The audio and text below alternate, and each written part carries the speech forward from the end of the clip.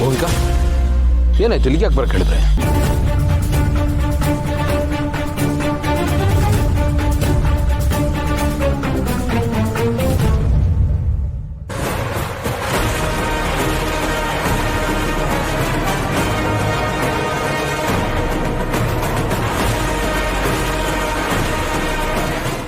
ಏನು ಇದು?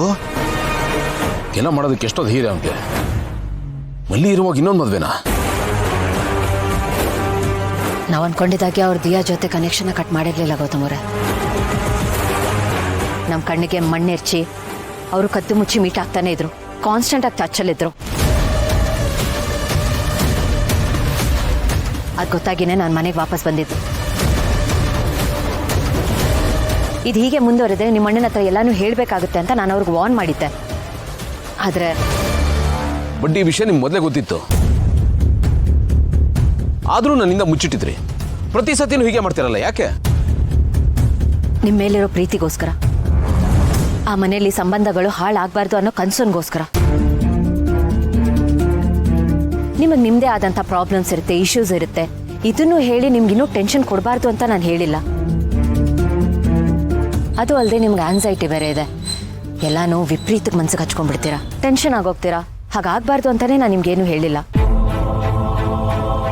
ಅದು ಅಲ್ಲದೆ ಇದು ಫ್ಯಾಮಿಲಿ ವಿಷಯ. ನಾನು ಬಂದೊಂದು ಕಂಪ್ಲೇಂಟ್ ಹೇಳೋದು, ಅದರಿಂದ ಅಣ್ಣ ತಮ್ಮಂದರ ಸಂಬಂಧದಲ್ಲಿ ವ್ಯತ್ಯಾಸ ಆಗೋದು, ಅದೆಲ್ಲ ನಂಗೆ ಇಷ್ಟ ಇರಲಿಲ್ಲ. ಪ್ರಾಬ್ಲಮ್ ಏನನ್ನೋದು ಸೈಡ್ ಲೈನ್ ಆಗೋಗ್ಬಿಡುತ್ತೆ. ನಾನು ಹೇಳಿದ್ದು, ನಾನು ಕಂಪ್ಲೇಂಟ್ ಮಾಡಿದ್ದು ಅಷ್ಟೇ ಮುಖ್ಯ ಆಗೋಗುತ್ತೆ. ಹಾಗಾಗಿ ನಾನು ಸಾಕಷ್ಟು ವಿಷಯಗಳನ್ನ ನಿಮ್ಮ ಹತ್ರ ಹೇಳೋಕ್ಕಾಗಲ್ಲ.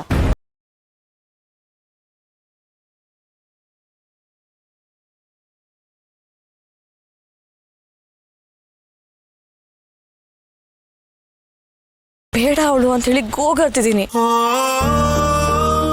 ಆದ್ರೆ ಅವ್ರು ನನ್ನ ಮಾತು ಕೇಳಲಿಲ್ಲ.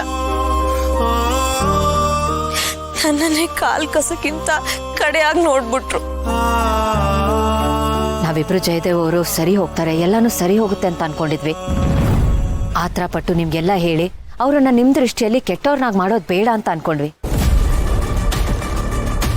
ಆದ್ರೆ ಅವರು ತಮ್ಮನ್ ತಾವು ತಿದ್ಕೊಳ್ದೆ ಈ ರೀತಿ ಎಕ್ಸ್ಟ್ರೀಮ್ ಆಗಿ ಒಂದು ಡಿಸಿಷನ್ ತಗೋತಾರೆ ಅಂತ ನಾವು ಕನ್ಸು ಮನ್ಸಲ್ಲೂ ಎಕ್ಸ್ಪೆಕ್ಟ್ ಮಾಡಿರ್ಲಿಲ್ಲ. ದಿಯಾ ನಮ್ಮ ಮದುವೆ ಆಗೋದಕ್ಕೆ ರೆಡಿಯಾಗಿ ನಿಂತಿದ್ದಾರೆ. ಈ ಮದುವೆ ಯಾವ ಕಾರಣಕ್ಕೂ ಆಗಬಾರ್ದು ಗೌತಮ್. ಮಲ್ಲಿಗೆ ಅನ್ಯಾಯ ಆಗೋದಕ್ಕೆ ನಾವು ಬಿಡಬಾರ್ದು. ಇದಷ್ಟೇ ಅಲ್ಲ ಭೂಮಿಕಾ, ಅವನಿಂದ ಮಲ್ಲಿಗಲ್ಲ ನಮಗೂ ಮೋಸ ಆಗಿದೆ. ಇಡೀ ಮನೆಗೆ ದ್ರೋಹ ಮಾಡಿದ್ದಾನೆ, ನಮ್ಮ ಸೆಂಟಿಮೆಂಟ್ನ ಮಿಸ್ಯೂಸ್ ಮಾಡ್ಕೊಂಡಿದ್ದಾನೆ. ಹೌದು ಗೆಳೆಯ, ನಮ್ಮ ಸೆಂಟಿಮೆಂಟ್ ಜೊತೆ ಆಟ ಆಡ್ಬಿಟ್ಟಿದ್ದಾನೆ ಅವನು. ಅವನ್ನ ಎಷ್ಟು ನಂಬಿದ್ವಿ, ಎಷ್ಟು ಅವಕಾಶ ಕೊಟ್ವಿ, ಆದರೆ ಅದನ್ನೆಲ್ಲ ಬರೀ ಅವ್ನು ಕೆಟ್ಟದಕ್ಕೆ ಯೂಸ್ ಮಾಡ್ಕೊಂಡಿದ್ದಾನೆ.